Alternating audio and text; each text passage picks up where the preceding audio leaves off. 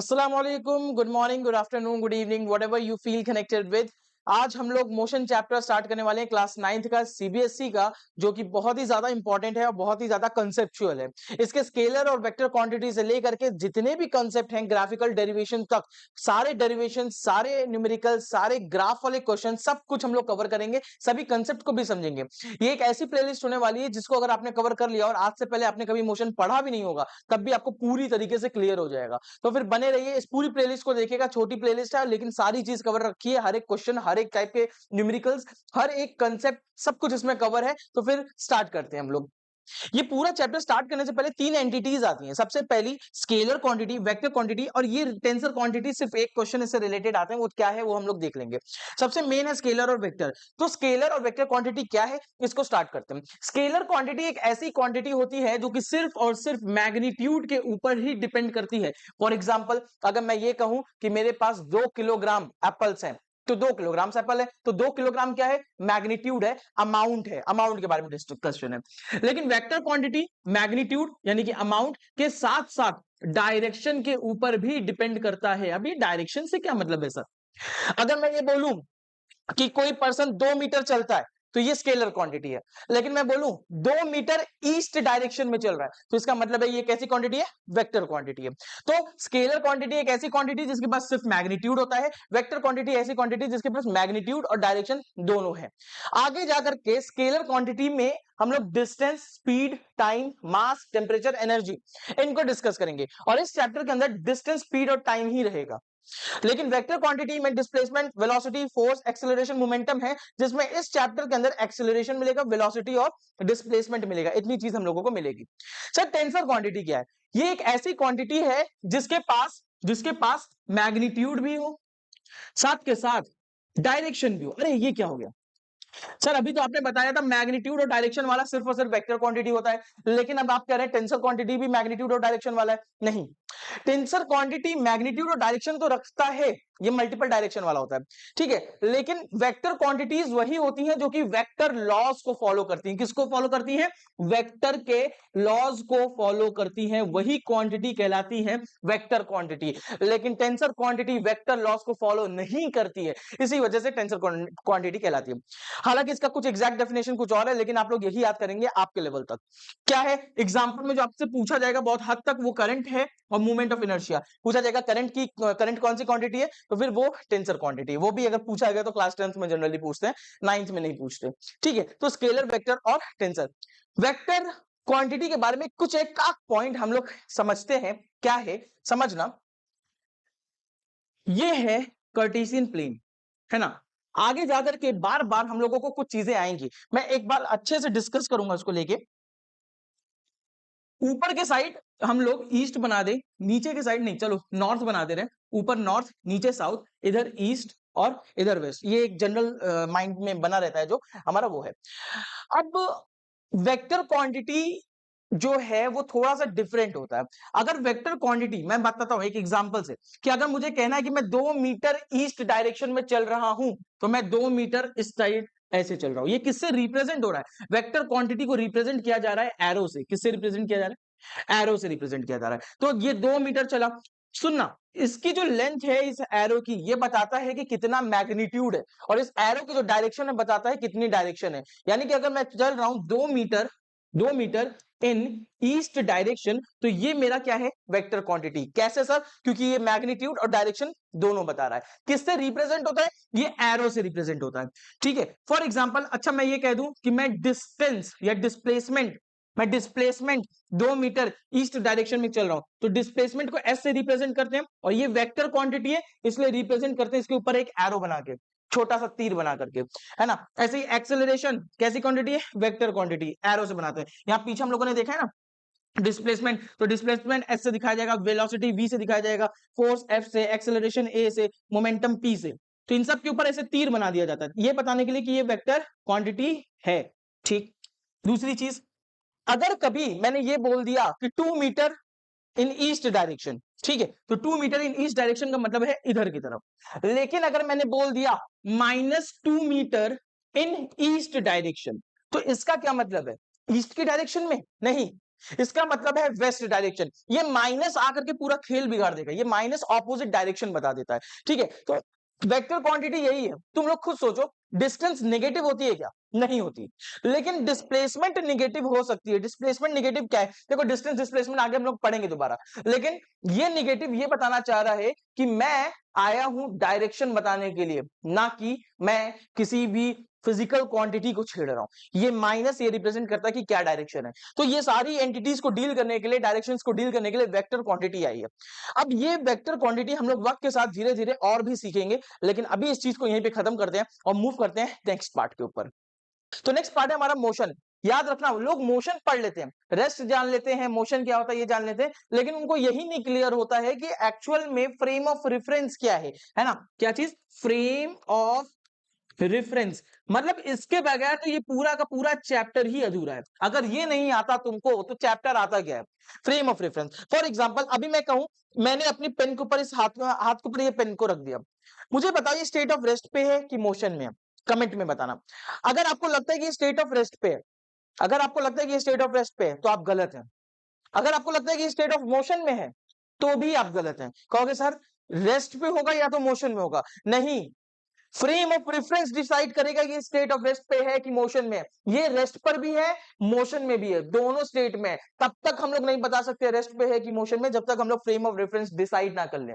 तो फिर ये है क्या चीज, इस चीज को अब हम लोग डिस्कस करते हैं। तो मोशन तो सबसे पहले होता क्या है, जब कोई ऑब्जेक्ट किसी दूसरे ऑब्जेक्ट के रेफरेंस में पोजीशन को चेंज करे, यही कहलाता है मोशन। फॉर एग्जांपल, मैं इस पेन को अपने इस हाथ के रिस्पेक्ट में चेंज कर रहा हूं। मतलब अभी ये इतनी दूरी पे है, अब इतनी दूरी पे है, तो मैं ये कहूंगा कि ये पेन इस हाथ के रिस्पेक्ट में मोशन में है, इस हाथ के रिस्पेक्ट में मोशन में। अच्छा सर, मतलब अगर मैं कहूं इस हाथ के रिस्पेक्ट में ये पेन इस वक्त क्या है, तो स्टेट ऑफ रेस्ट पे है। क्यों? क्योंकि पोजीशन चेंज नहीं हो रही है। अच्छा अब बताओ, अब भी देखो, हाथ के रिस्पेक्ट में पेन का मोशन हो रहा है क्या? नहीं हो रहा, मैं हिल रहा हूं, लेकिन पेन हाथ के रिस्पेक्ट में नहीं हिल रही है। मतलब पेन हमारी हाथ के रिस्पेक्ट में रेस्ट पे है, हाथ के रिस्पेक्ट में रेस्ट पे है। तो सर ये मोशन में क्यों दिख रही है? क्योंकि ये जमीन के रिस्पेक्ट में, ये जमीन के रिस्पेक्ट में मोशन में है। बात समझना, यानी कि जब कभी कोई ऑब्जेक्ट की बात की जाए, वो स्टेट ऑफ रेस्ट या मोशन पे तब होगा जब हम लोग फ्रेम ऑफ रेफरेंस डिसाइड करेंगे। फ्रेम ऑफ रेफरेंस क्या है? Frame of reference is the place और object from which you observe and measure the motion of other things. तुम किसके रिस्पेक्ट में बात कर रहे हो? मैं इससे अच्छा यही लिख देता हूं, किसके रिस्पेक्ट में बात कर रहे हो, मतलब किसको प्रायोरिटी लेकर के बात करो, किसके रेफरेंस में बात कर रहे हो, किसके रिस्पेक्ट में बात कर रहे हो। ये इस लैंग्वेज में इस वजह से लिख रहा हूं ताकि आप लोगों को समझने में आसानी हो। तो ये है भाई फ्रेम ऑफ रेफरेंस। अगर मैंने बोलना है कि कोई स्टेट ऑफ मोशन में है, तो मैं क्या डेफिनेशन दूंगा? When an object changes its position with respect to another object, changes its position with respect to another object, then that object will said to be in motion with respect to that object। ये इसके respect में ही motion में कहलाएगा अगर इसके respect में position change हो रही है, अदरवाइज इसके रिस्पेक्ट में ये रेस्ट हो जाएगा। अच्छा, इसको समझने के लिए हम लोग एक एग्जांपल समझते हैं, दादाजी वाला। ठीक है, यहां पे क्या है? ये है हमारे दादाजी। बात समझना बेटा, ये क्या है? दादाजी। ये कौन है? ये है हमारा जंगू। अगर आपको पता है जंगू कौन है तो कमेंट में बताना। ये है मंजुलिका। मंजुलिका पेड़ के नीचे बढ़िया से योगा कर रही थी, ठीक है, और ट्रेन यहां से जा रही थी विथ वी वेलोसिटी, है ना। लेट्स से वी क्या लिखूं मैं लिख देता हूं 10 की स्पीड से, 10 मीटर पर सेकेंड से हमारी ट्रेन चल रही थी। अब मुझको क्या बोला, ये दादाजी देखो, जंगू यहां पे बैठा है, दादाजी यहां बैठे हैं, दोनों ट्रेन में जा रहे हैं। जंगू कहता है दादाजी आप तो बैठे हुए हैं, आप रेस्ट कर रहे हैं, आप रेस्ट कर रहे हैं, आप रेस्ट कर रहे हैं, किसके रिस्पेक्ट में? अकॉर्डिंग टू, या मैं ऐसे लिख दूं विथ रिस्पेक्ट टू ट्रेन। तो ट्रेन के रिस्पेक्ट में दादाजी रेस्ट पे हैं, किसके अकॉर्डिंग? जंगू के अकॉर्डिंग। क्यों? मैं ट्रेन ना लिख करके यहां पे अगर लिख दूं जंगू के अकॉर्डिंग, जंगू के अकॉर्डिंग, है ना, जंगू। तो जंगू भाई साहब यहां पे हैं, दादाजी भी यहां पे हैं, ट्रेन चल रही है, तो जंगू के अकॉर्डिंग क्या है? दादाजी रेस्ट पे, दादाजी आप बैठे हुए हैं। लेकिन वहीं मंजुलिका जब दादाजी को देख रही है, मंजुलिका कह रही है कि ट्रेन तो चल रही है, तो दादाजी भी साथ के साथ चल रहे हैं। इसका मतलब कि दादाजी किस पे हैं? स्टेट ऑफ मोशन में है, किसके रिस्पेक्ट में? विथ रिस्पेक्ट टू, बोलो भाई, विथ रिस्पेक्ट टू मंजुलिका। तो दादाजी मोशन में है मंजुलिका के रिस्पेक्ट में। बात समझना, दादाजी उसी पॉइंट ऑफ टाइम में जंगू के रिस्पेक्ट में रेस्ट पे थे, है ना, लेकिन मंजुलिका के रिस्पेक्ट में मोशन में है। जंगुआ के रिस्पेक्ट में क्या है? रेस्ट पर है भाई साहब, और मोशन में किसके रिस्पेक्ट में? मंजुलिका के। इसका यह मतलब है कि कोई एक पर्सन एक टाइम पर स्टेट ऑफ रेस्ट पे भी हो सकता है, मोशन पे भी हो सकता है, डिपेंड करता है फ्रेम ऑफ प्रेफरेंस क्या है, इसके रिस्पेक्ट में बात की जा रही है कि इसके रिस्पेक्ट में बात की जा रही है। अच्छा सर, तो ऐसे तो कभी भी कोई भी चीज जो है स्टेट ऑफ रेस्ट पे होगा ही नहीं। बात समझना, फिजिक्स के अंदर अगर कभी कुछ ना दिया जाए तो हमारा फ्रेम ऑफ रेफरेंस अर्थ होता है ना, हमारा ग्राउंड फ्रेम ऑफ रेफरेंस होगा। इसी वजह से आप लोग कह रहे थे कि जब मैं ऐसे से पेन चला रहा था तो सर ये पेन तो मोशन में, क्यों? क्योंकि आप लोगों का आपके ब्रेन में पहले से इनबिल्ड है कि भैया ये जो है हमारा ग्राउंड के रिस्पेक्ट में मोशन में, दैट्स मीन ये मोशन में। तो आपने फ्रेम ऑफ रेफरेंस पहले ही सेट कर लिया था, आपको पता नहीं था कि फ्रेम ऑफ रेफरेंस जैसा कुछ होता है। क्लियर? अच्छा, कोई भी चीज क्या स्टेट ऑफ रेस्ट पे होती है? हमारी पृथ्वी पे देखा जाए तो कोई भी चीज रेस्ट पे है ही नहीं। अगर मैं फ्रेम ऑफ रेफरेंस चेंज कर दूं, कैसे? अगर ये पूरा सिस्टम मंजुलिका और दादाजी वाला पृथ्वी पे ऐसे गोल गोल घूम रहा है, मैं कह रहा हूं रुका हुआ भी है, लेकिन पृथ्वी तो सन के अराउंड ऐसे ऐसे गोल गोल घूम रही है ना भाई साहब, तो सन के रिस्पेक्ट में तो हर एक चीज मोशन में हो जाएगी। अगर आप सन पे बैठ करके देखो तो सन के रिस्पेक्ट में हर एक चीज मोशन में हो जाएगी। अच्छा, तो इस हिसाब से सर सन क्या रेस्ट पे है? सन भी तो कहीं चक्कर लगा रहा है, हमारा सोलर सिस्टम भी तो कहीं चक्कर लगा रहा है भाई साहब। सूरज अपनी मंजिल की ओर बढ़ रहा है, तो सन हमारा कहीं चक्कर लगा रहा है, इस वजह से सन भी देखा जाए तो रेस्ट पे नहीं है। तो ऐसे बढ़ते जाएंगे और ये मुद्दा खत्म नहीं होगा। तो स्टेट ऑफ मोशन दो टाइप का, या तो रेस्ट या तो मोशन, है ना। एक्चुअल में देखा जाए स्टेट ऑफ मोशन दो टाइप का, रेस्ट और मोशन। रेस्ट पे कब होता है? जब कोई ऑब्जेक्ट किसी दूसरे ऑब्जेक्ट के रिस्पेक्ट में पोजीशन को चेंज ना करे तो वो उस ऑब्जेक्ट के रिस्पेक्ट में रेस्ट पे कहलाता है। जब कोई ऑब्जेक्ट दूसरे ऑब्जेक्ट के रिस्पेक्ट में अपनी पोजीशन चेंज कर दे तो वो क्या कहलाएगा? मोशन में कहलाएगा, उस ऑब्जेक्ट के रिस्पेक्ट में। यही चीज यहाँ पे लिख रखी है। एग्जांपल देख लो, ये पेड़ ग्राउंड के रिस्पेक्ट में रेस्ट पे है और ये कार ग्राउंड के रिस्पेक्ट में मोशन में। कुछ ना दिया जाए तो फ्रेम ऑफ रेफरेंस ग्राउंड को लेंगे। इतनी बात है, तो स्टेट ऑफ रेस्ट और मोशन खत्म होता है। हम लोग बढ़ते हैं नेक्स्ट पार्ट के ऊपर। तो यूनिफॉर्म और नॉन यूनिफॉर्म को स्टार्ट करते हैं। ये एक ऐसा टॉपिक है जो कि एक आध बार आप लोगों के क्वेश्चन पेपर में आ ही जाएगा, ठीक है। अब क्या है, इस चीज को एक बार में समझ लेते हैं। पहले वो लोग जो स्पीड और वेलोसिटी को जानते हैं, अगर आगे का लेक्चर अटेंड कर लिया तो उन लोगों के लिए एक सबसे सिंपल पॉइंट, जो भी चीज कांस्टेंट स्पीड से चल रही है वो यूनिफॉर्म मोशन है, जो कांस्टेंट स्पीड से नहीं चल रही है वो नॉन यूनिफॉर्म मोशन है। अब यूनिफॉर्म मोशन है क्या, बेसिक डेफिनेशन समझेंगे। जो इक्वल डिस्टेंस को इक्वल इंटरवल ऑफ टाइम में कवर करे वही यूनिफॉर्म मोशन है, और जो अनइक्वल डिस्टेंस को इक्वल इंटरवल ऑफ टाइम में कवर करे वो नॉन यूनिफॉर्म मोशन है। मतलब अगर मैं हर सेकंड में 1 मीटर चलूं, हर सेकंड में 1 मीटर चलूं तो ये यूनिफॉर्म मोशन है। और अगर मैं पहले सेकंड में लेट से 1 मीटर चला, फिर दूसरे सेकंड में मैं 2 मीटर चल गया, तो ये नॉन यूनिफॉर्म मोशन हो जाएगा,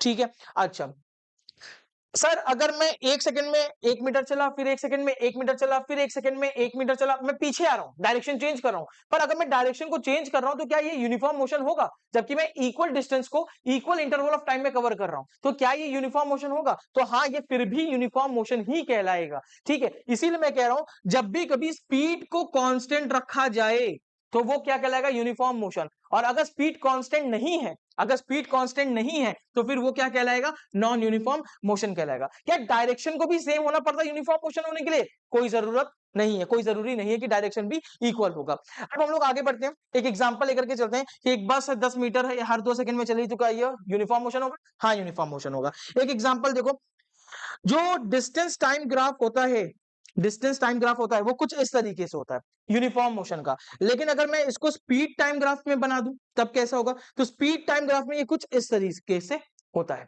सर, अगर मैं मान लीजिए शुरू में 1 मीटर पर सेकंड से चल रहा हूं, कांस्टेंट स्पीड है, लेकिन अब मेरी एक्सेलरेटेड मोशन हो गया, यानी कि मैं पहले सेकंड में 1 मीटर पर सेकंड चल रहा हूं, दूसरे सेकंड में 2 मीटर पर सेकंड से चल रहा हूं, तो फिर क्या ये यूनिफॉर्म मोशन होगा? नहीं, अब ये यूनिफॉर्म मोशन नहीं होगा। क्यों? क्योंकि स्पीड कांस्टेंट नहीं रहा। एक एग्जांपल बड़ा फेमस है जो कि कंफ्यूज करता है कि अगर कोई पेंडुलम ले लिया जाए, अगर कोई पेंडुलम ले लिया जाए जिसका टू एंड फ्रो मोशन होता है, टू एंड फ्रो मोशन होता है कुछ इस तरीके से, तो ये कैसा मोशन कहलाएगा? क्या ये यूनिफॉर्म मोशन कहलाएगा या नॉन यूनिफॉर्म? तो ये कहलाता है नॉन यूनिफॉर्म मोशन। व्हाई?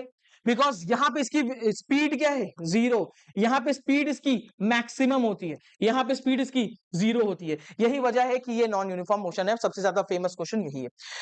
अगर यूनिफॉर्म नॉन यूनिफॉर्म के बीच का डिफरेंस पूछे तो ये चीजें लिख देनी है कि यूनिफॉर्म मोशन क्या है, नॉन यूनिफॉर्म मोशन क्या है। Now when an object cover unequal distance in equal interval of time, यही क्या है हमारा नॉन यूनिफॉर्म मोशन। एक लास्ट चीज समझना कि नॉन यूनिफॉर्म मोशन वो होता है, वो is also called accelerated motion. तो ये बात गलत है, वो एक्सेलरेटेड मोशन भी कहलाता है नहीं, वो एक्सेलरेटेड मोशन कहला सकता है हाँ। यानी कि हर यूनिफॉर्म मोशन एक्सेलरेटेड मोशन नहीं होता, पर कुछ एक्सेलरेटेड मोशन यूनिफॉर्म मोशन हो सकता है। वो कुछ एक्सेलरेटेड मोशन कौन सा है, क्योंकि अभी तो मैं कह रहा था कि स्पीड बढ़ जाने से यूनिफॉर्म मोशन नहीं होता, पर अब मैं कह रहा हूं कि अगर एक्सेलरेशन हो रहा है तो यूनिफॉर्म मोशन हो सकता है। वो एक खास किस्म का केस है जिसको हम लोग कहते हैं सर्कुलर मोशन। सर्कुलर मोशन में क्या होता है, मान लो आप लोगों ने बचपन में एक लंगड़ बना करके ऐसे नचाया होगा, ठीक है। वो लंगड़ क्या होता है, कांस्टेंट स्पीड से घूम रहा है, लेकिन हर मूवमेंट पे वो अपनी डायरेक्शन चेंज कर रहा है। पहले उसकी डायरेक्शन इधर थी, अब डायरेक्शन इधर है, अगले मूवमेंट पे डायरेक्शन इधर होगी। तो डायरेक्शन चेंज कर रहा है, डायरेक्शन को चेंज करने वाला कौन होता है, सेंट्रीपिटल एक्सेलरेशन होता है। यानी कि सेंट्रीपिटल एक्सेलरेशन, एक्सेलरेशन लग रहा है, एक्सेलरेशन लग रहा है, यानी कि एक्सेलरेशन हो रहा है, एक्सेलरेटेड मोशन है, पर सिर्फ डायरेक्शन को चेंज कर रहा है। स्पीड हमारी अभी भी कैसी है, स्पीड हमारी अभी भी क्या है, कांस्टेंट है बेटा, ठीक है, कांस्टेंट है। तो अगर स्पीड कांस्टेंट होगी तो वो कैसा मोशन होगा, यूनिफॉर्म मोशन होगा। अगर समझ में आया लाइक करो, कोई भी डाउट है कमेंट सेक्शन में लिखो, उसको पर्सनली मैं आंसर करूंगा। हम लोग पढ़ते हैं नेक्स्ट पार्ट के ऊपर। Thank you.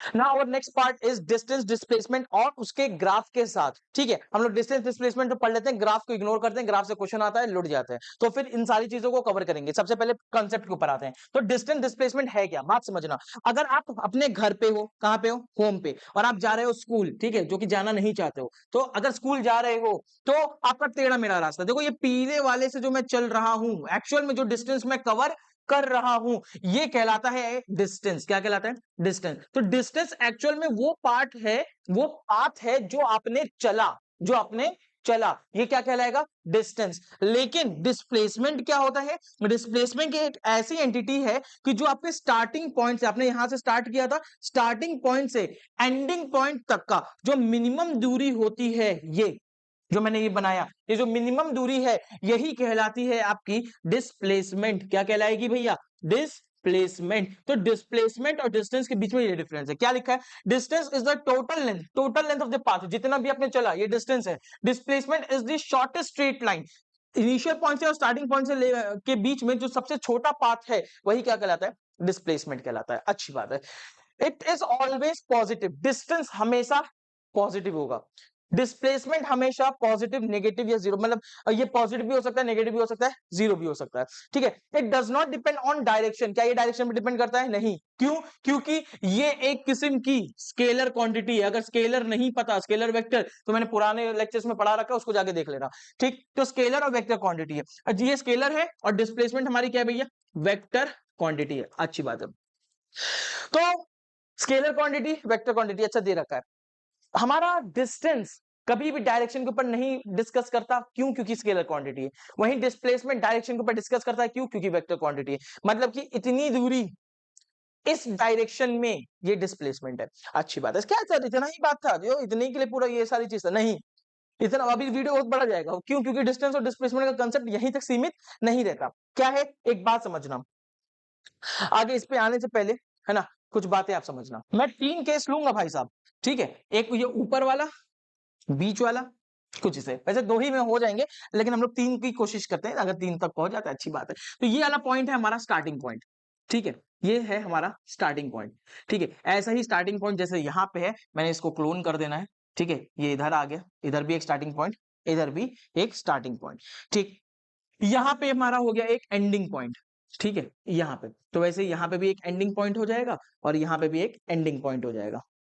अब समझना, पहले केस में मैं क्या कर रहा हूं, मैं जा रहा हूं कुछ ऐसे, यूं यूं यूं यूं, ये मेरा क्या है, डिस्टेंस है। क्या है, डिस्टेंस है। लेट से ये है कुछ नहीं बल्कि 20 मीटर, कितना, 20 मीटर।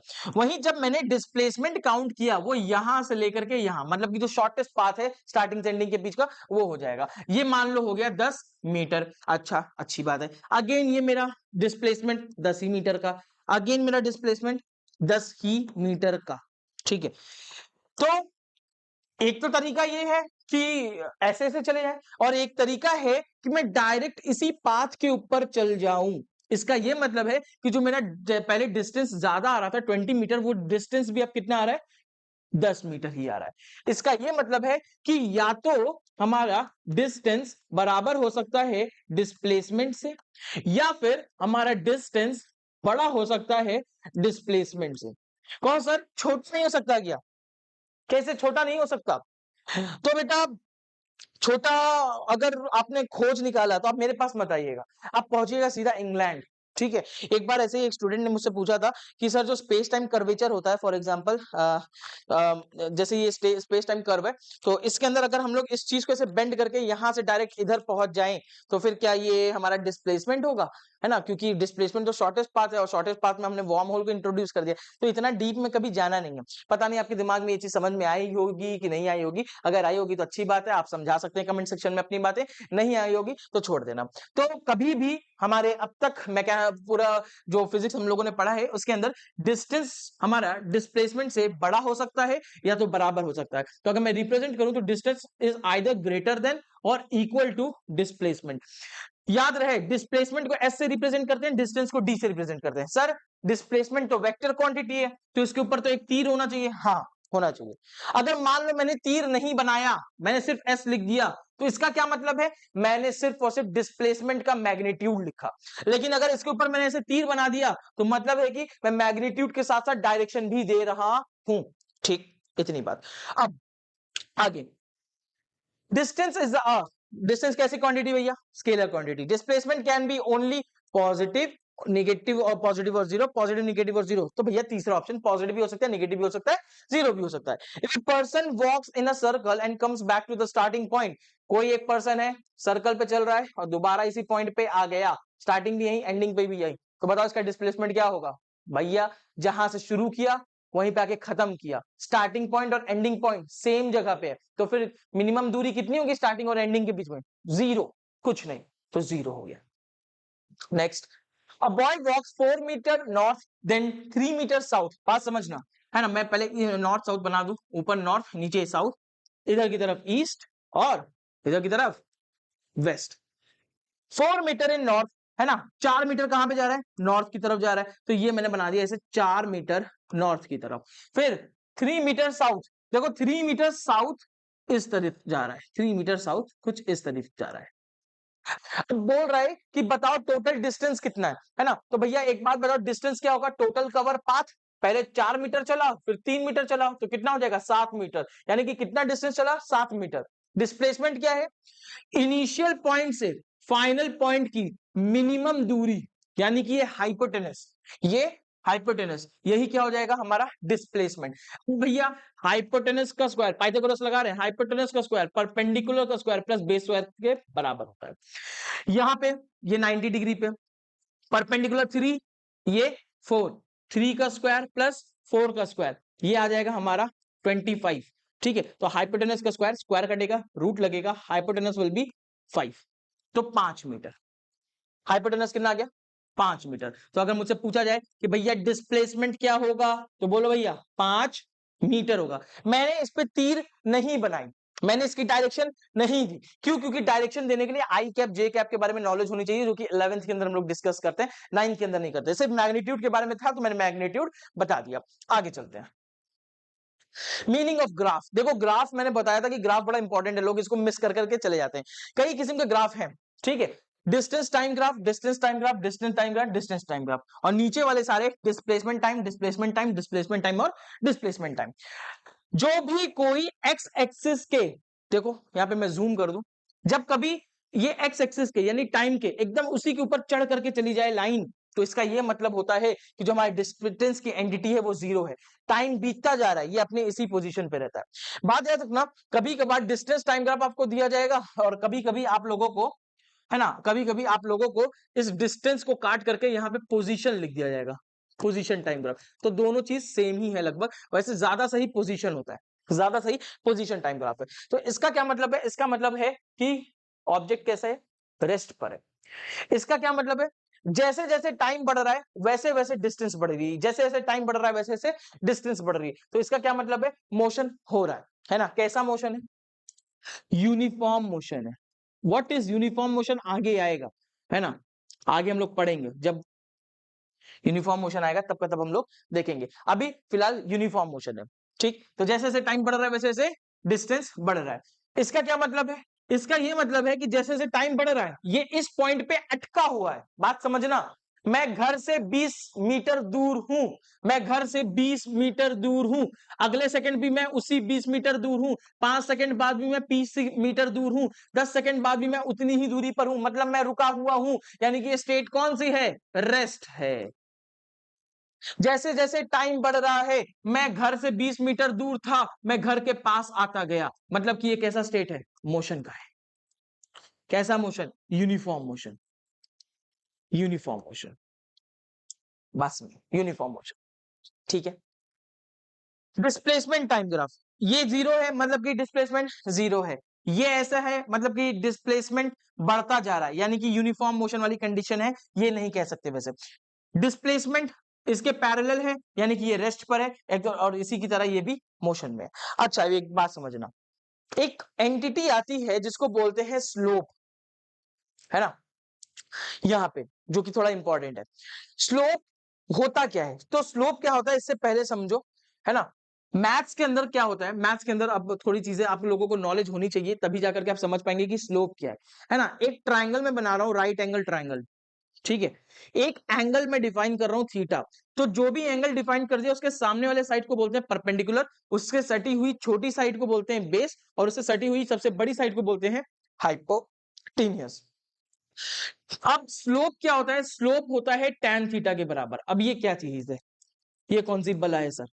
कुछ मत करो, tan थीटा क्या है मत सुनो, बस इतना समझो कि tan थीटा होता है परपेंडिकुलर बाई बेस के बराबर। मतलब कि अगर आपसे बोला जाए कि स्लोप क्या है, तो स्लोप आप सिंपली ये बोल देंगे कि slope is nothing but perpendicular by base. क्या करना क्या है इसका? बात समझना, अगर कभी आपको ग्राफ दे दिया जाए, distance time graph, distance time graph या फिर डिस्प्लेसमेंट टाइम ग्राफ, कुछ इस तरीके से, ठीक है? तो डिस्टेंस टाइम ग्राफ का ये होता है स्लोप tan थीटा। तो अब आपको tan थीटा की तो वैल्यू पता है नहीं, तो आप क्या करोगे? ये वाली चीज जिसको मैं बोल रहा हूं, ये ट्राइंगल का क्या है? परपेंडिकुलर, और ये यहां से लेके यहां तक ये क्या है? बेस। इसी तरह इसमें भी ये वाली चीज क्या है? परपेंडिकुलर, और यहां से यहां तक का क्या है? बेस। ठीक, हम लोग इसको स्केल से नाप लेंगे, इसको स्केल से नाप लेंगे, परपेंडिकुलर बाय बेस मिल जाएगा। तो अगर मैं बोलूं ये स्लोप है इसका परपेंडिकुलर बाय बेस के बराबर, परपेंडिकुलर बाय बेस के बराबर, सिमिलरली इसका भी जो स्लोप है वो परपेंडिकुलर बाय बेस के बराबर है। तो हम क्या करें सर? जो डिस्टेंस टाइम ग्राफ का स्लोप होता है, जो डिस्टेंस टाइम ग्राफ का स्लोप होता है वो होता है स्पीड। क्या होता है? स्पीड। और जो डिस्प्लेसमेंट टाइम ग्राफ का स्लोप होता है वो होता है वेलोसिटी। यानी कि अगर कभी भी आपको ग्राफ दे दिया जाए डिस्टेंस टाइम ग्राफ का या डिस्प्लेसमेंट टाइम ग्राफ का, और आपसे स्पीड और वेलोसिटी पूछ ले, तो आपको ग्राफ में क्या करना है? उस ग्राफ की जिस भी पॉइंट को आपने चूज किया है उस पॉइंट को देखो कि वो कितनी वाई एक्सिस को कट कर रहा है, यानी कि ये वाली दूरी, यानी कि यहां से लेके यहां तक की दूरी, जो ये दूरी होगी वही इतनी दूरी होगी।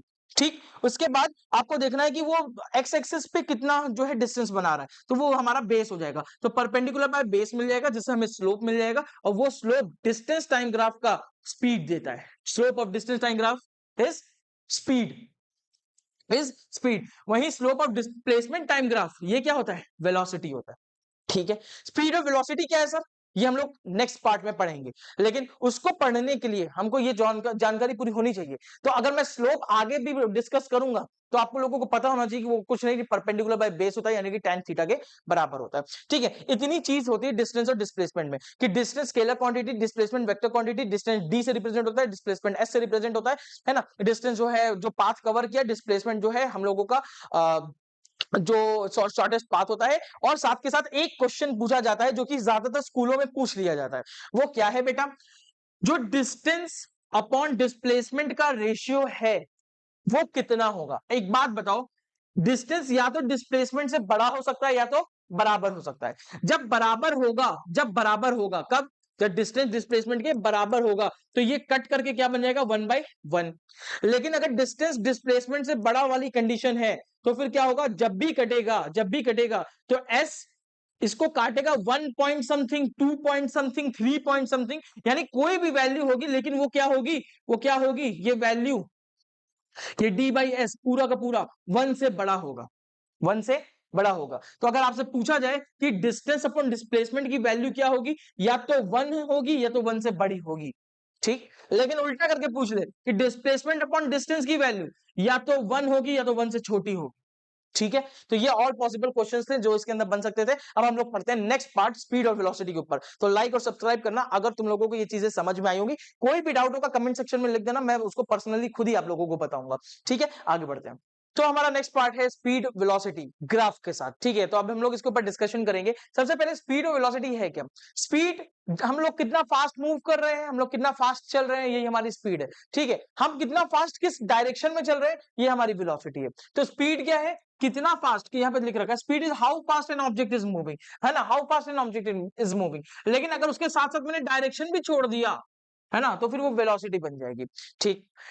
ऑब्वियस सी बात है, अगर किसी में डायरेक्शन की बात आ रही तो वो वेक्टर क्वांटिटी होगी, और किसी में डायरेक्शन की बात नहीं आ रही तो वो स्केलर क्वांटिटी होगी, ठीक है। इसकी भी यूनिट मीटर पर सेकेंड होती है, एसआई यूनिट, और इसकी भी एसआई यूनिट मीटर पर सेकेंड होती है, ठीक है। ये हमारे भाई साहब हमेशा पॉजिटिव रहेंगे, या तो कभी जीरो होगा या तो हमेशा पॉजिटिव होगा। ये भाई साहब पॉजिटिव, नेगेटिव और जीरो दोनों हो सकता है। अच्छा, इसको जनरली एनसीईआरटी लिखती है कि ये हमेशा पॉजिटिव होगा। जीरो के जब बात ही है तो स्पीड किस बात की डिस्कस कर रहे हो, है ना। तो हम लोग ऐसा नहीं कहेंगे, अगर कोई ऑब्जेक्ट मूव कर रहा है किसी दूसरे ऑब्जेक्ट के रिस्पेक्ट में, तो फिर स्पीड हमेशा पॉजिटिव होगी, तभी स्पीड काउंट की जाएगी, जीरो नहीं होगी। तो it is always positive, zero नहीं, it is always positive. Formula क्या है ना, समझना। स्पीड जो होता है बहुत आसान है, सबको याद होगा कि स्पीड जो होता है nothing but distance upon time हो रहा है, ठीक है। डिस्टेंस अपॉन टाइम, ये बेसिक बेसिक चीज पहले कवर कर ले, फिर आते हैं मेन चीज के ऊपर। और डिस्प्लेसमेंट क्या होता है, सॉरी वेलोसिटी क्या होता है, तो वेलोसिटी होता है हमारा, वेलोसिटी होता है डिस्प्लेसमेंट अपॉन टाइम। डिस्प्लेसमेंट हम लोगों ने प्रीवियस, और डिस्टेंस हम लोगों ने प्रीवियस लेक्चर्स में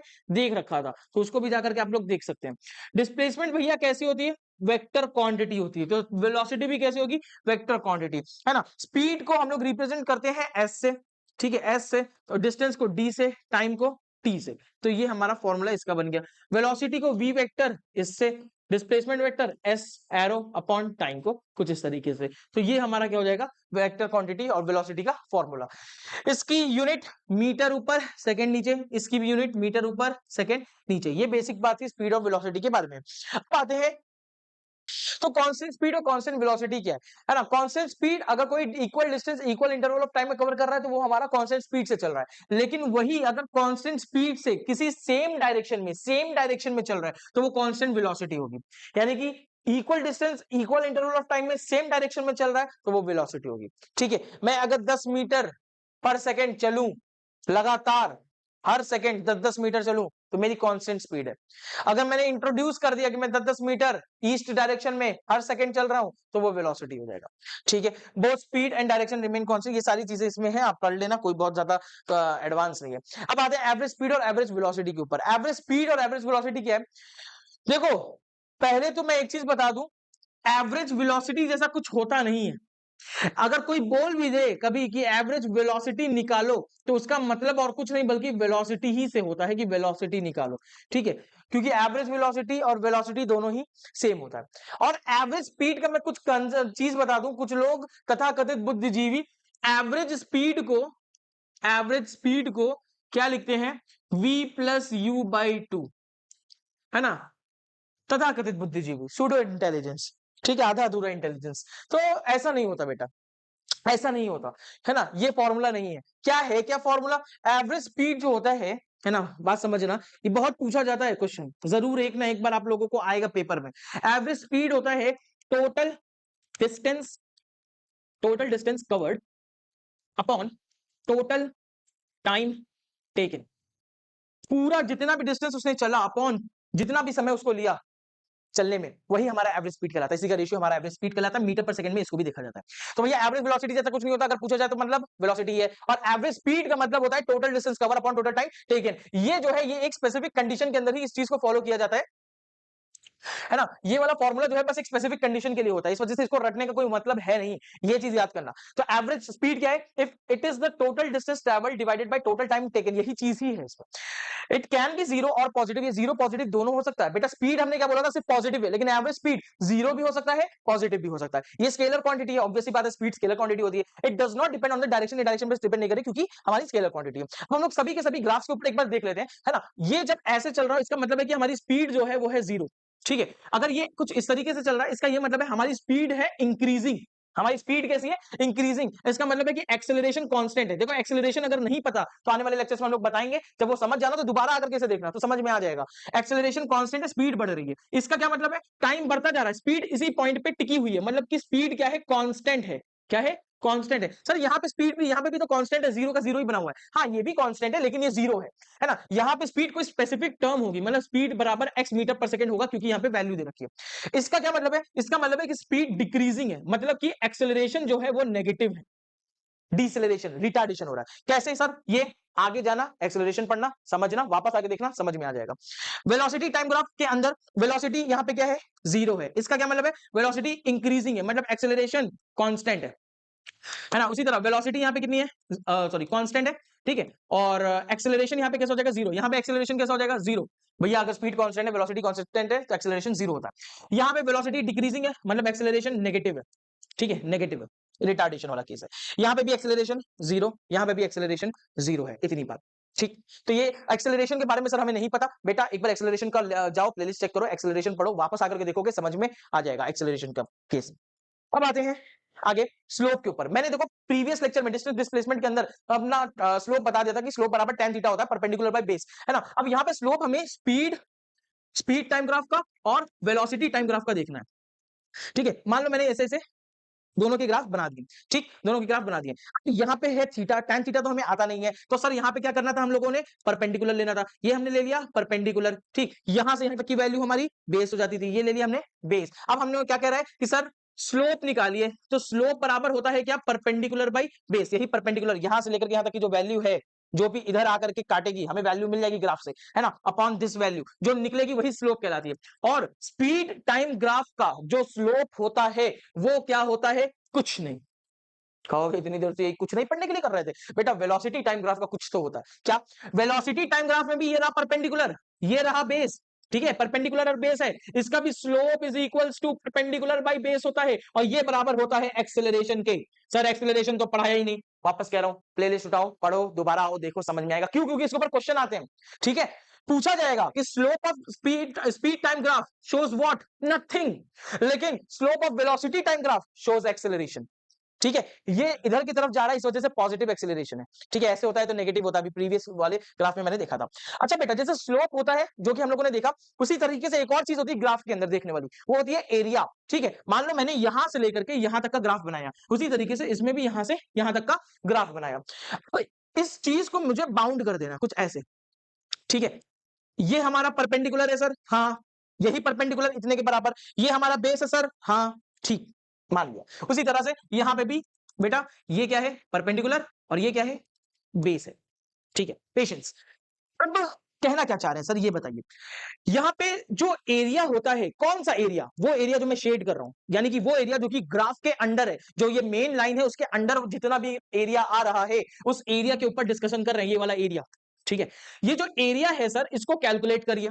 अच्छा, ट्राइंगल का एरिया क्या होता है? Half into base into height. तो half into base, base into height, height, ठीक है। उसी तरीके से ये भी क्या हो जाएगा? Half into base B into height P, ठीक है।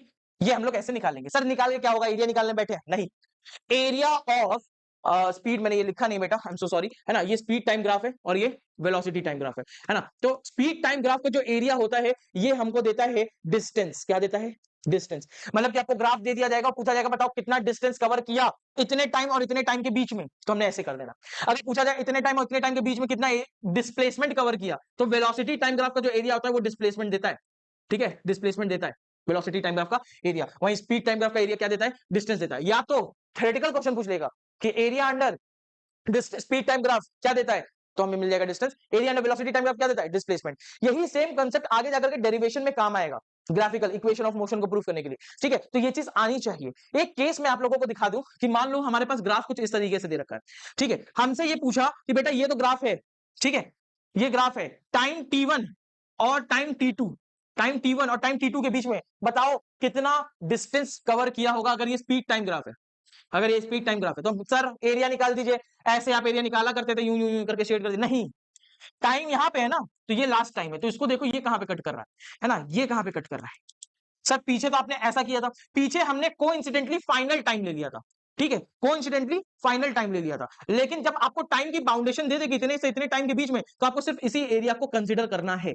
फिर इस एरिया को निकाल देंगे भैया, ये देखो ये ट्राइंगल बन रहा है, इस ट्राइंगल का एरिया और इस रेक्टेंगल का एरिया निकालो, सम करो, आंसर आ जाएगा, आपका डिस्टेंस निकल आएगा। अच्छी बात है, आगे बढ़ते हैं। एक question, a person walk 3 kilometre in east 30 minutes के अंदर, return 3 kilometre west in 30 minutes, what is the total distance. सबसे पहली बात, ईस्ट गया कितना, 3 किलोमीटर, कितने देर में, 30 मिनट के अंदर। उसके बाद दोबारा रिटर्न आया, कहां से कहां तक रिटर्न, अच्छा सर ऐसे क्यों बना रहे हैं, अभी आप लोग कंफ्यूज हो जाएंगे।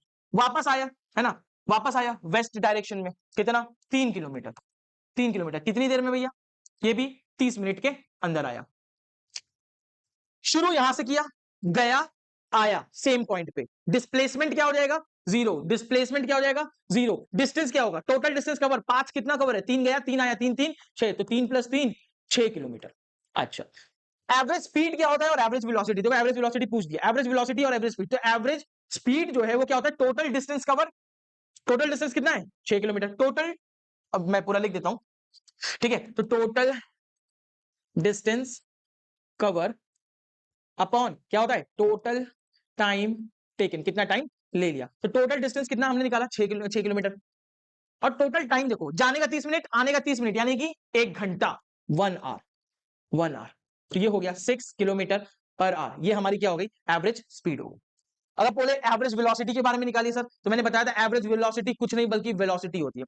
वेलोसिटी क्या होता है, डिस्प्लेसमेंट अपॉन टाइम होता है। डिस्प्लेसमेंट हमारा कितना आया था, 0 आया था, तो टाइम कुछ भी हो आंसर 0 हो जाएगा। ठीक, आगे बढ़ा। नोट पॉइंट है, स्पीड और वेलोसिटी कभी भी इक्वल मैग्नीट्यूड के नहीं होते, are not always, not always, not always, हमेशा की बात कर रहा है, ठीक है, जरूरी नहीं है कि हमेशा स्पीड और टाइम बराबर हो, कभी भी, कभी भी स्पीड वेलोसिटी से या तो ज्यादा हो सकता है या तो बराबर हो सकता है। इसका मतलब speed is either greater than और इक्वल टू वेलोसिटी, पर छोटा नहीं हो सकता। सेम केस जो डिस्टेंस और डिस्प्लेसमेंट में था वही यहाँ पे भी है। एक और क्वेश्चन है, स्टेटमेंट है distance is always greater than और इक्वल टू डिस्प्लेसमेंट, पिछले चीज का क्वेश्चन है, क्या डिस्टेंस हमेशा ग्रेटर देन और इक्वल टू डिस्प्लेसमेंट होता है, सही बात है। Displacement is the shortest path between 2 point, क्या डिस्प्लेसमेंट सबसे छोटा पाथ होता है 2 पॉइंट के, हाँ ये भी सही बात है, तो बोथ स्टेटमेंट आर ट्रू, ठीक, डन। तो यार लाइक करो, शेयर करो, ठीक है, ये चीज को कोई भी डाउट हो कमेंट सेक्शन के अंदर डालो, जो भी आपको डाउट आ रहा है मैं उसको पर्सनली खुद ही बताऊंगा, ठीक है, थैंक यू वेरी मच। तो हमारा नेक्स्ट टॉपिक है एक्सेलरेशन और डिसेलरेशन, जिसको हम लोग रिटार्डेशन भी कहते हैं, और ये चीज ग्राफ के साथ करेंगे। भाई साहब पूरा चैप्टर खत्म हो जाता है, लोगों को ये टॉपिक क्लियर नहीं होता, इसका ग्राफ क्लियर नहीं होता, कितने वेरिएंट्स के ग्राफ होते हैं, ये सारी चीजें क्लियर नहीं होती, तो ये सारी वीडियो, छोटी सी वीडियो के अंदर हम लोगों ने एक्सेलरेशन और रिटार्डेशन को कवर करना है। आइए स्टार्ट करते हैं। सबसे पहले एक्सेलरेशन की definition, acceleration is the rate of change of velocity of an object with respect to time, time के रिस्पेक्ट में जैसे ही वेलोसिटी चेंज होती है एक्सेलरेशन होता है। मतलब अगर मेरी वेलोसिटी शुरू में 2 मीटर पर सेकेंड है और मैं उसको बढ़ा करके 3 मीटर पर सेकेंड कर दूं, तो फिर इस चेंज इन वेलोसिटी के लिए एक्सेलरेशन जिम्मेदार है। यानी कि अगर किसी का वेलोसिटी में चेंज हो रहा है, चाहे वो बढ़ रहा है चाहे वो घट रहा है, इसके लिए एक्सेलरेशन जिम्मेदार है। ये पॉजिटिव एक्सेलरेशन होगा अगर बढ़ रहा है, नेगेटिव एक्सेलरेशन होगा अगर घट रहा है। मतलब कि 2 मीटर पर सेकेंड से अगर 1 मीटर पर सेकेंड आ गया तो नेगेटिव एक्सेलरेशन, 2 मीटर पर सेकेंड से 3 मीटर पर सेकेंड वेलोसिटी बढ़ गई तो फिर पॉजिटिव एक्सेलरेशन। तो एक्सेलरेशन का फॉर्मूला क्या होता है, एक्सेलरेशन होता है change in velocity v minus U upon change in time, यानी कि t final minus t initial, है ना, काफी फेमस है, कुछ लोग इसको खाली t लिख देते हैं, तो फिर वो t क्या है भाई, एक बार सुन लेना। हमारा जो स्टार्टिंग का टाइम है ऑब्जर्वेशन का, वो जनरली हम लोग इनिशियल टाइम को 0 कंसीडर करते हैं, जिसकी वजह से ये जो चेंज इन टाइम का इनिशियल टी इनिशियल है वो 0 हो जाता है। इसका मतलब कि एक्सेलरेशन तो एक्चुअल में change in velocity upon change in time होना चाहिए था, लेकिन ये चेंज इन टाइम और कुछ नहीं बल्कि हमारा टोटल टाइम पीरियड है जिसको हम लोग ऑब्जर्व कर रहे हैं। तो फिर एक्सेलरेशन क्या हो जाएगा सर? एक्सेलरेशन हो जाएगा v माइनस यू, यानी change in velocity upon time final. v क्या है? v जो है फाइनल वेलोसिटी है। u क्या है? u initial velocity. v हमारी फाइनल वेलोसिटी है और u जो है हमारी वो इनिशियल वेलोसिटी है। u है हमारी इनिशियल वेलोसिटी। ठीक है भाई, तो इनिशियल वेलोसिटी, फाइनल वेलोसिटी, ये चीज हम लोगों ने देख ली। एक्सेलरेशन की अगर पूछा जाए यूनिट क्या होती है तो समझना, याद नहीं करो बार बार। ठीक है, एक्सेलरेशन ऊपर वेलोसिटी वाला कंटेंट है, नीचे टाइम वाला कंटेंट है। ऊपर मीटर पर सेकंड होना चाहिए, नीचे पर सेकंड होना चाहिए, है ना, डिनोमिनेटर में सेकंड होना चाहिए। सेकंड नीचे आ जाएगा तो क्या बन जाएगा? Metre per second square. तो ये हो गई हमारी SI unit of acceleration. SI unit किसकी? एक्सेलरेशन की। तो एक्सेलरेशन की एसआई यूनिट क्या हो गई? Metre per second square. Now दो टाइप्स के एक्सेलरेशन है, एक होता है पॉजिटिव एक्सेलरेशन, एक होता है नेगेटिव एक्सेलरेशन। एक और एक्सेलरेशन होता है जिसको जीरो एक्सेलरेशन कहते हैं, इतना मैटर नहीं करता। जो पॉजिटिव एक्सेलरेशन होता है मतलब कि 2 मीटर पर सेकंड से 3 मीटर पर सेकंड वेलोसिटी होना, यानी कि वेलोसिटी का बढ़ना, ये कहलाता है पॉजिटिव एक्सेलरेशन। और वेलोसिटी का घटना 2 मीटर पर सेकंड से 0 मीटर या 1 मीटर पर सेकंड पे आ जाना, ये कहलाता है नेगेटिव एक्सेलरेशन। इसी नेगेटिव एक्सेलरेशन को रिटार्डेशन बोलते हैं, इसी को डिसेलरेशन भी बोलते हैं। जो वेलोसिटी मान लो 2 मीटर पर सेकंड से, तो 2 मीटर पर सेकंड से ही चल रही है, तो फिर इसका मतलब है कि हमारा एक्सेलरेशन जीरो है। अब एक बात समझना कि अगर हमने बोल दिया कि पॉजिटिव एक्सेलरेशन है, पॉजिटिव एक्सेलरेशन है, तो ठीक है, एक्सेलरेशन है। अगर मैंने बोला नेगेटिव एक्सेलरेशन है तो मैं बोलूंगा कि हाँ भैया एक्सेलरेशन नेगेटिव है, मतलब कि रिटार्डेशन हो रहा है। इसका क्या मतलब होता है? इसका मतलब होता है पॉजिटिव पॉजिटिव डिसेलरेशन या फिर पॉजिटिव रिटार्डेशन। पॉजिटिव रिटार्डेशन, बात समझना, लोग ऑब्जेक्टिव में फंस जाते हैं इसकी वजह से। तो पॉजिटिव डिसेलरेशन बोल दूं या फिर पॉजिटिव रिटार्डेशन बोल दूं या नेगेटिव एक्सेलरेशन बोल दूं, तीनों का मतलब सेम है ना। तो फिर सर पॉजिटिव एक्सेलरेशन का भी और भी मीनिंग है क्या? हाँ, और भी मीनिंग है। क्या मीनिंग है? इसको बोलते हैं नेगेटिव ऑफ डिसेलरेशन। ठीक है, नेगेटिव ऑफ डिसेलरेशन या फिर रिटार्डेशन। कौन सा रिटार्डेशन? Negative retardation. यानी कि पॉजिटिव एक्सेलरेशन को नेगेटिव डिसेलरेशन और नेगेटिव रिटार्डेशन भी बोलते हैं, नेगेटिव एक्सेलरेशन को पॉजिटिव डिसेलरेशन और पॉजिटिव रिटार्डेशन भी कहते हैं। तो इतनी बात हो गई। अब हम लोग बढ़ते हैं जीरो एक्सेलरेशन के मतलब। जीरो ऑफ एक्सेलरेशन मतलब, इसका मतलब यह है कि जो इनिशियल वेलोसिटी है वही फाइनल वेलोसिटी होगी, कोई भी वेलोसिटी में चेंज नहीं होगा। ठीक, अच्छा। यूनिफॉर्म एक्सेलरेशन क्या है? एक ऐसा acceleration, acceleration said to be uniform when the velocity increases और decreases by equal amount in equal interval of time. Non uniform acceleration is non uniform if velocity changes unequally in equal interval of time. इसका क्या मतलब है? For example, अगर कोई की velocity हर अगले second पे 1-1 मीटर पर सेकंड से बढ़ रही है, यानी कि एक्सेलरेशन कांस्टेंट है। एक्सेलरेशन कैसा है? कांस्टेंट है। इसका ये मतलब होता है कि हमारा यूनिफॉर्म एक्सेलरेशन हो रहा है। वहीं नॉन यूनिफॉर्म एक्सेलरेशन वो होता है जिसके अंदर एक्सेलरेशन कभी बढ़ेगा, कभी घटेगा, कभी पॉजिटिव होगा, कभी नेगेटिव होगा, कभी जीरो होगा, कुछ भी होगा, मन चाहे जो होगा, तो वो क्या कहलाता है? नॉन यूनिफॉर्म एक्सेलरेशन, है ना। जैसे कि कार जो है ट्रैफिक में मूव करती है ना, पहले चलती है फिर रुकती है, धीमी होती है, तेज होती है, तो ये क्या होता है? Non uniform acceleration. वही uniform acceleration, free falling body, कोई बॉडी है ऊपर से गिरा दो तो ये कांस्टेंट क्या बोलते हैं, रेट से अपनी वेलोसिटी को चेंज कर रही है, तो फिर ये क्या कहलाएगा? यूनिफॉर्म एक्सेलरेशन कहलाएगा। आगे बढ़ते हैं हम लोग ग्राफिकल रिप्रेजेंटेशन के ऊपर। In a velocity time graph acceleration is represented by slope of the graph. जहां पे देखो पूरा जो ग्राफ है ना वेलोसिटी टाइम ग्राफ का, एक तो होता है वेलोसिटी टाइम ग्राफ और एक होता है एक्सेलरेशन टाइम ग्राफ। अगर वेलोसिटी टाइम ग्राफ स्ट्रेट है, इसका यह मतलब है कि एक्सेलरेशन जीरो है। अगर वेलोसिटी टाइम ग्राफ इंक्रीजिंग है, मतलब कि एक्सेलरेशन पॉजिटिव है। अगर एक्सेलरेशन टाइम ग्राफ ऐसे है, स्ट्रेट है, इसका मतलब है कि एक्सेलरेशन कांस्टेंट है, जीरो नहीं है, कांस्टेंट है। जीरो तब होगा जब वो इस लाइन के ऊपर होगा, लेकिन जीरो नहीं है यहां पे जो मैंने बना रखा है। ठीक है, और अगर एक्सेलरेशन कुछ इस तरीके से, एक्सेलरेशन टाइम ग्राफ कुछ इस तरीके से, इसका यह मतलब है कि एक्सेलरेशन बढ़ता जा रहा है, कि इंक्रीजिंग एक्सेलरेशन वाला केस ये है। ठीक है, तो ग्राफ के इतने केस है। एक आध क्वेश्चन देख लेते हैं ताकि हम लोगों को और समझ में आए। A car starts from rest and attains a speed of 25 metre per second in 10 second. ठीक है, स्टार्ट फ्रॉम रेस्ट का मतलब है इनिशियल वेलोसिटी जीरो हो गई, कहां तक पहुंच रहा है? 25 मीटर पर सेकंड। तो कितना हो जाएगा final velocity? 25 metre per second. कितने टाइम इंटरवल में? 10 सेकंड के अंदर sir. Find its acceleration. Acceleration का सिंपल सा फॉर्मूला लगा दो, acceleration is change in velocity upon change in time या फिर टाइम। तो change in velocity v minus you by T. Final velocity क्या है? 25। इनिशियल वेलोसिटी क्या है? जीरो अपॉन टाइम कितना लग रहा है? 10 सेकेंड। 10 सेकेंड। बात याद रखना, टाइम हमेशा सेकंड में लेना, वेलोसिटी हमेशा मीटर पर सेकंड में लेना, तो ही आंसर करेक्ट आएगा। हाँ, चेंज होने पे आंसर करेक्ट ला सकते हो तुम लोग, लेकिन गलती करने से बेहतर है ऐसा यूनिट को प्रेफर करके चलो। तो फिर ये हो जाएगा हमारा 25/10, जो कि हो जाएगा 2.5 मीटर पर सेकेंड स्क्वायर। ये हमारा आंसर आ गया। ठीक है, नेक्स्ट क्वेश्चन देखते हैं। A train is moving with an initial velocity of 15 meter per second and reaches 30 meter per second in 5 seconds. What is the acceleration? तो इनिशियल वेलोसिटी हमारी कितनी दे रखी है? 15 मीटर पर सेकेंड। फाइनल वेलोसिटी दे रखी है 30 मीटर पर सेकेंड। बाप रे, क्या टाइम दे रखा है भैया? टाइम इंटरवल है 5 सेकेंड का। ठीक है, पूछ रहा है एक्सेलरेशन क्या है, वही change in velocity upon change in time, जो कि हमारा टाइम है, change in velocity v minus you by T.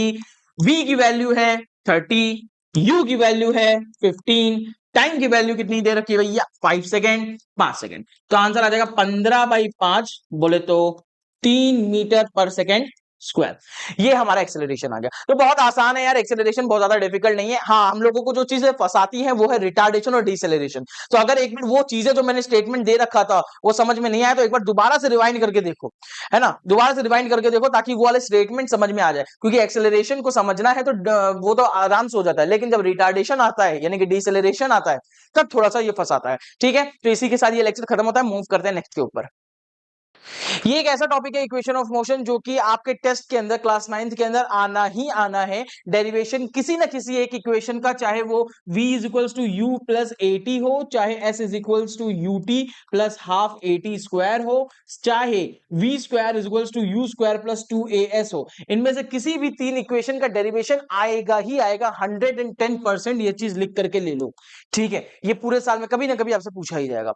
अब लोगों को ये टॉपिक बड़ा टफ लगता है, इक्वेशन ऑफ मोशन को डिराइव करना, क्योंकि इसके अंदर मैथमेटिकल टर्म्स बहुत ज्यादा आ जाते हैं और साथ के साथ ग्राफ उनको समझ में नहीं आता। तो ये टॉपिक अगर आपको समझना है, नहीं अगर पहले कभी मेरे लेक्चर्स किए हो तो पुराने लेक्चर्स को कर लो, फिर भी ये समझ में आ जाएगा, क्योंकि मैं सारी चीजें बता दूंगा। लेकिन अगर आपने पुराने लेक्चर्स मेरे कर रखे हैं तो फिर और आसानी होगी। चलिए शुरू करते हैं। फर्स्ट इक्वेशन ऑफ मोशन, तो मैं पहले ही बता दूं, फर्स्ट इक्वेशन ऑफ मोशन हमारी कुछ ये है।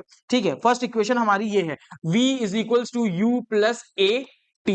यहाँ पे v है फाइनल वेलोसिटी, u है इनिशियल वेलोसिटी। ठीक है, इसके लिए एक वेलोसिटी टाइम कर्व लेते हैं। मैं एक चीज बता दूं, दो तरह का डेरिवेशन स्कूल में बताया जाता है। पहला वाला आपको आसान लगेगा, दूसरा वाला थोड़ा डिफिकल्ट लगेगा, है ना, जो आपको सही लगे। सबसे पहले तो एक्सेलरेशन सर लिख देंगे ऐसे कि we know that acceleration is equals to change in velocity per unit time.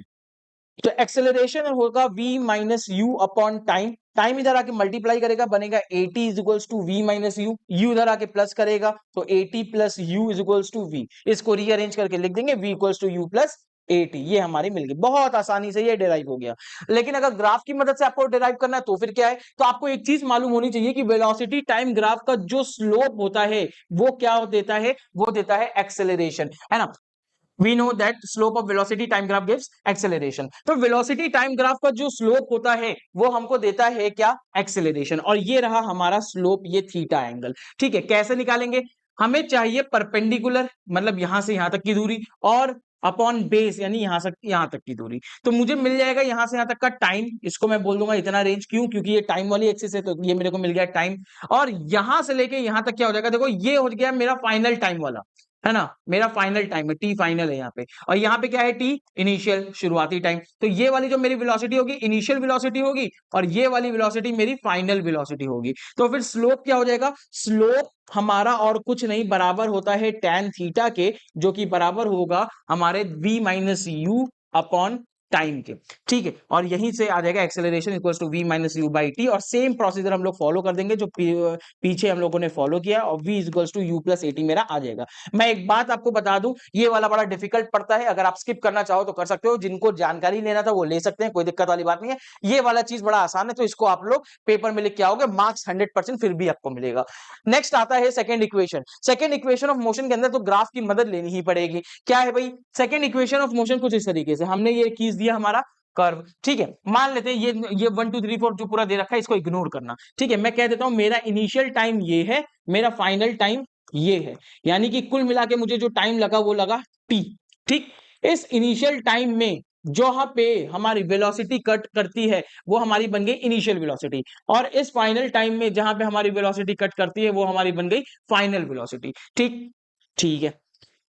हमने पुराने लेक्चर्स में क्या जाना है कि अगर कोई वेलोसिटी टाइम ग्राफ के नीचे कोई एरिया होगा, कौन सा एरिया, एक ये वाला एरिया, इस ट्रायंगल का एरिया और एक इस रेक्टेंगल का एरिया, अगर इसको आप लोग सम करेंगे तो ये आपको निकाल के देगा डिस्प्लेसमेंट। क्या देगा? डिस्प्लेसमेंट। और मैं बता दूं जो सेकंड इक्वेशन है डिस्प्लेसमेंट के लिए ही है कि s is equals to UT plus half A T square. ठीक है, ये डिस्प्लेसमेंट के लिए ही है। तो हमें क्या करना है, इन दोनों का एरिया निकालना और सम अप कर देना है। कैसे निकालेंगे? तो पहले ये ट्राइंगल ए बी सी और ये पॉइंट डी और ये पॉइंट ई, इसको मैंने मार्क कर दिया। अब मुझको क्या करना है, as we know that as we know that area under velocity time curve gives displacement, तो डिस्प्लेसमेंट क्या हो जाएगा, इस पूरे एरिया का वैल्यू, ठीक है, जो कि क्या है, A B E D C is equals to area of A B E D C. ठीक, इसमें दो एरिया है, एक एरिया ऑफ ट्राइंगल है, कौन सा ट्राइंगल है, ए बी सी, ये वाला ट्राइंगल। फिर एक है एरिया ऑफ ये रेक्टेंगल, कौन सा, C B E D, C B E D. ठीक है, दो एरिया हो गया। अब इन दोनों एरिया को निकालेंगे। भाई ये ट्राइंगल का एरिया होता है हाफ इनटू बेस, क्या हो गया, बेस यहां से यहां तक का, ये वैल्यू कितनी है, टी टाइम, है ना, इनटू हाइट, हाइट कितना है भैया, ये देखो, ये इतनी वैल्यू क्या हो जाएगी, नीचे से लेकर के ऊपर तक यहां तक की वैल्यू है v, फाइनल वेलोसिटी, यहां से लेकर यहां तक की वैल्यू है u, है ना, इनिशियल वेलोसिटी, यानी ये है v, ये है u, तो ये क्या हो जाएगा, v माइनस यू। तो मैंने लिख दिया v minus U plus area of C B E D, ये क्या हो जाएगा, area of rectangle length into breadth, तो लेंथ कितना है भैया, टाइम के बराबर है, और ब्रेथ कितनी है, u के बराबर है, तो u लिख दिया। ठीक है, तो ये किसके बराबर हो जाएगा, s के बराबर हो जाएगा। तो s is equals to half, अच्छा ऊपर नीचे मैं t से मल्टीप्लाई कर दे रहा हूं, एक बार इधर भी t से मल्टीप्लाई कर दे रहा हूं और एक बार इधर भी t से मल्टीप्लाई कर दे रहा हूं, कुछ इस तरीके से। ठीक है, भावनाओं को समझना। तो ये हो जाएगा t into T, T square, और ये t इधर आ जाएगा v minus U upon T, plus ये हो गया ut हमारा। अब क्या करना है, अब बस कुछ नहीं, ये एक्सेलरेशन की तरह दिख रहा है, we know that acceleration is v minus you by t, तो यहां पे क्या लिख देंगे, a t square half plus u t is equals to s. अब इसको रीअरेंज करके लिख दो, बस आंसर आ गया, s is equals to U T plus half A T square. ये हमारा डिराइव हो गया, सेकंड इक्वेशन हमारा डिराइव हो गया। अब आते हैं थर्ड इक्वेशन के ऊपर, जो थोड़ा सा डिफिकल्ट है। क्या है, थर्ड इक्वेशन में ग्राफ की जरूरत नहीं होती है ना। हमारी पहली इक्वेशन आ गई v is equals to you plus A t, दूसरी इक्वेशन आ गई s is equals to U T plus half A T square. अब एक बात बता दूं, तीसरी इक्वेशन है v square equals to you square plus two a s, पहले से ही बता दूं। इसके अंदर क्या चीज नहीं है, इसमें वेलोसिटी है, इनिशियल वेलोसिटी है, एक्सेलरेशन है, डिस्प्लेसमेंट है, पर टाइम नहीं है। मतलब कि हमें टाइम को एलिमिनेट करना है। कैसे सर, टाइम की वैल्यू इससे निकालो, कैसे, देखना, टाइम क्या हो जाएगा वापस, v is equals to you plus A T, तो v u इधर आके माइनस करेगा, v minus U equals to A T, और v minus you by A is equals to T, तो टाइम क्या हो गया मेरा, v minus you by A. ठीक, ये आ गया time. Now place this value, equation A इसको बोल देते हैं और इसको बोल देते हैं इक्वेशन बी, है ना। Place equation A on equation B, इसको इसके टाइम के ऊपर रखना है। क्या है, s is equals to U T plus u T plus half A T square. जहां पे टाइम है वहां पे v minus you by a कर दो, तो मैंने ये टाइम को हटाया, v minus you by a कर दिया। फिर यहां से भी टाइम को हटाया, इसका स्क्वायर है, टाइम का स्क्वायर है, तो v माइनस यू बाई ए का स्क्वायर। ठीक है, अब बस इसको सॉल्व करना, आपका आंसर आ जाएगा। कैसे सॉल्व होगा, ये ब्रैकेट खोलेंगे, बन जाएगा uv माइनस यू स्क्वायर और डिनोमिनेटर में a एज इट इज रहेगा, plus a by two bracket open करेंगे, v माइनस यू का square upon a square, a से स्क्वायर कट जाएगा।